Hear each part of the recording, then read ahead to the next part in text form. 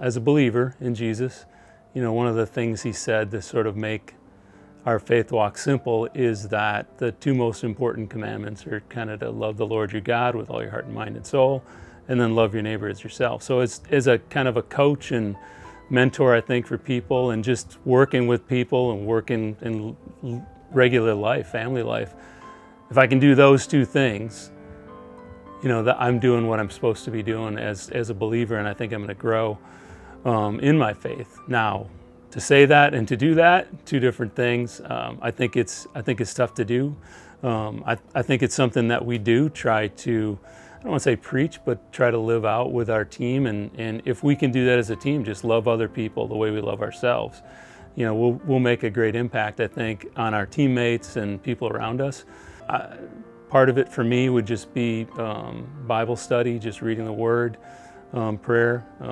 And I think at a school like CSU, where it's sort of a Christian-based school, you've got other believers that you can kind of talk to about how you face different situations, whether it's work-based or family-based. I think having the opportunity to kind of share things with people and being open and honest about it, really I think is a great way to kind of live out your daily walk in your faith. So my family, to me, those are the people that are most important. I look at work as not necessarily who I am, but a means to provide for my family.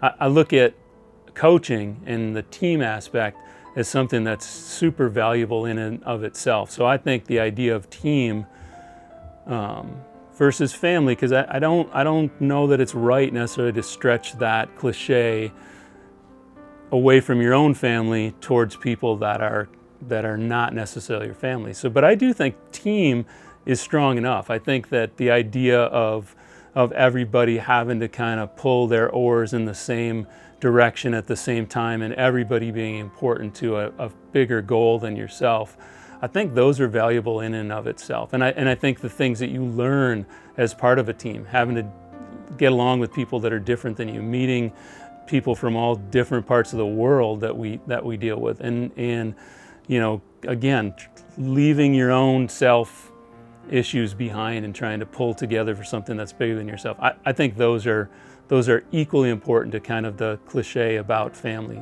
Yeah, so I am married to my wife Gail for 39 years now. I have 3 kids, all of whom are married and a couple of whom have their own kids. So none of them live in the area. But for me, just the being a parent and being a father, a husband, probably I know this is super cliche, but the most important, the most rewarding part of my life. Just having kids and raising kids and now kind of grandkids.